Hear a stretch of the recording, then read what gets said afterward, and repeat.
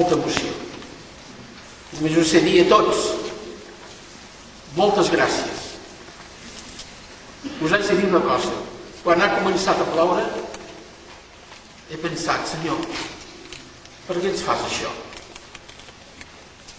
Però acabo donant-me gràcies perquè he pogut constatar que la nostra fe, la nostra devoció al Sant Crist no és una devoció de festa folclòrica, és la devoció arrelada en el més profund dels nostres cors, en la fe i en l'amor.